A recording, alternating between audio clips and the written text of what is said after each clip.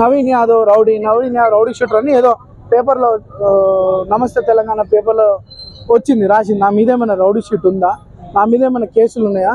వాళ్ళు పెట్టిన false cases అన్ని కూడా కోర్టులో జరుగుతున్నాయి. ఒక్క కేసు ప్రూవ్ చేసినా రాజకీయాలు వదిలేసి హైదరాబాద్ వదిలే వెళ్ళిపోనికి సిద్ధం. నా మీద పెట్టిన కేసులు ఫాల్స్గా ప్రూవ్ అయితే మరి కేటీఆర్ వాళ్ళ బీఆర్ఎస్ వాళ్ళు రాజకీయం పక్కన తప్పుకుంటారా అని నేను ఛాలెంజ్ చేస్తున్నాను. మళ్ళీ నిన్న మీరు అడిగినట్టు ప్రచార రథం నేను వీడియో చూసిన ఏదో తగలబెడతా డైలాగులు కొడుతున్నాడు.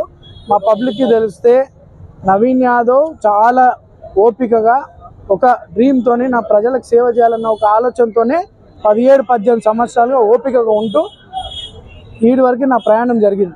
భవిష్యత్తు కూడా అట్లానే ఉండాలని అనుకుంటాం. మా పిల్లలు ఎవరికి కూడా ఆ తగలబెడతాడన్న విషయం తెలియదు. దానికి లీగల్గా పోలీస్ కంప్లైంట్ ఇచ్చినాం, ఎఫ్ఐఆర్ అయింది.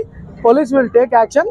ఫర్దర్గా బీఆర్ఎస్ వాళ్ళు పిచ్చి పిచ్చి వేషాలు పిచ్చి పిచ్చి తమాషాలు వేసుకొని ఇది నా ఇల్లు జూబ్లీహిల్స్ నా ప్రాంతం ఎక్కడి నుండో వచ్చి ఈడ మనుషుల్ని కొడతాం తగలబెడతాం అంటే మీరు కాదు కదా, మీ బాసులు కూడా గల్లీలకని బయటికి పోలేరని చెప్పి సందర్భంగా తెలియచ్చు.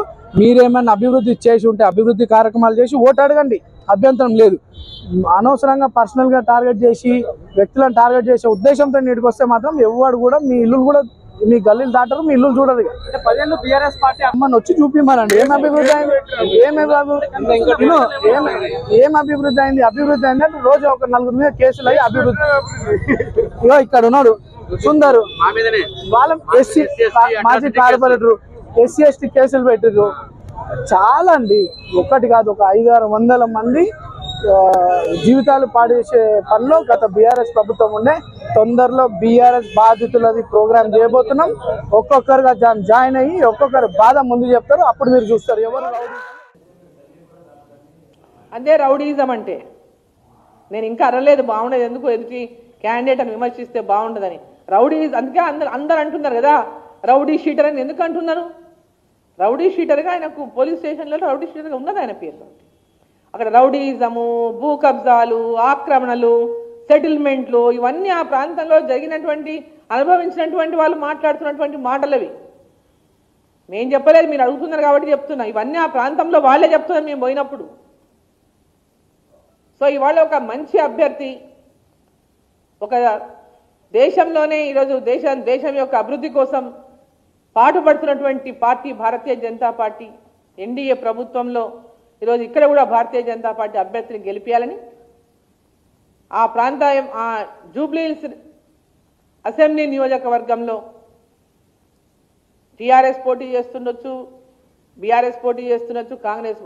కానీ వాళ్ళిద్దరు అండర్స్టాండింగ్లో ఉండి నువ్వు గెలిచినా పర్లేదు, నేను గెలిచినా పర్లేదు, బీజేపీ మాత్రం గెలవద్దని డ్రామా చేస్తున్నావు. నువ్వన్నా గెలువు, నేనన్నా గెలువు, బీజేపీ మాత్రం గెలవద్దు. ఇది వాళ్ళ రాజకీయం.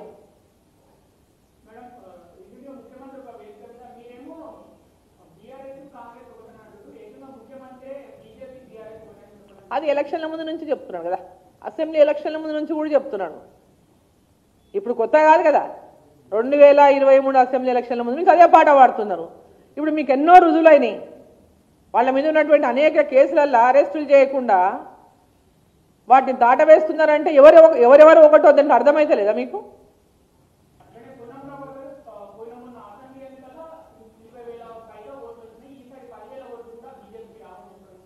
సరే, పొన్నం ప్రభాకర్ గారిది అది నియోజకవర్గం కాదు, మంత్రి ఉండొచ్చు. ఫస్ట్ ఈ మంత్రులు వాళ్ళు అక్కడ ఏమేమి చేసిండో చెప్పాలి. మీరు ఈ రాష్ట్రంలో మీరు ఇచ్చిన, ఇంతకుముందు చెప్పిన, ఈ రాష్ట్రంలో వాళ్ళు చేసిన అభివృద్ధిని చెప్పి ఓటు అడగండి, బెదిరించి ఓటు అడగొద్దు. ఇప్పుడు ఏమంటున్నారు ఇక్కడ మీరు ఆ బెదిరింపులు, మీకు ఇండ్లు రావు, మీకు అవి రావు, మీకు ఇవి రావు, మీకు ఇది వస్తాయి, ఇట్లాంటివన్నీ బెదిరింపులు చేసి ఓటు పొందేటటువంటి ప్రయత్నం చేస్తున్నారు. అక్కడ ముస్లిం జనాభా ఎక్కువ కాబట్టి ముస్లింలందరినీ కూడా తమ వైపు ఓటు వేయించుకోవాలనే ఎంఐఎం క్యాండిడేట్కు కాంగ్రెస్ పార్టీ టికెట్ ఇచ్చింది. ఈరోజు అదే ముస్లింల ఓట్ల కోసం అజారుద్దీన్కి ఇన్ని రోజులు ఇవ్వనటువంటి మంత్రిమండలిలో తమకు స్థానం ఇవ్వనటువంటి ముస్లింలకు స్థానం ఇవ్వలేదు. ఈరోజు కేవలం ఎన్నికల్లో గెలవాలనే అజారుద్దీన్ గారికి మంత్రి పదవిని ప్రకటించింది. అంటే అర్థమైంది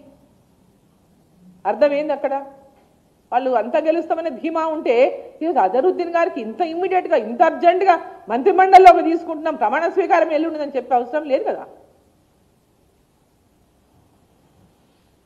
ముస్లిమ్స్ కూడా భారతీయ జనతా పార్టీకి ఓటేయడానికి చాలామంది సిద్ధంగా ఉన్నారు. వీళ్ళంతా కొంతమంది చేసే డ్రామాలను ముస్లిం లేదా భారతీయ జనతా పార్టీకి వ్యతిరేకమని కొందరు క్రియేట్ చేస్తున్నటువంటి దానికి కొందరు తెలియనటువంటి అమాయకులు ఇది కావచ్చు, కానీ చదువుకున్నటువంటి వాళ్ళు, విద్యావంతులు, అవగాహన ఉన్నటువంటి వాళ్ళు ఇలా భారతీయ జనతా పార్టీకి ఓటేయడానికి ముస్లిం సోదరులు సోదరీమణులు సిద్ధంగా ఉన్నారు. ట్రిపుల్ తలాక్ రద్దు చేసి మహిళల కోసం పెద్ద ఎత్తున చట్టాన్ని తీసుకొచ్చింది ముస్లిం మహిళల కోసం భారతీయ జనతా పార్టీ.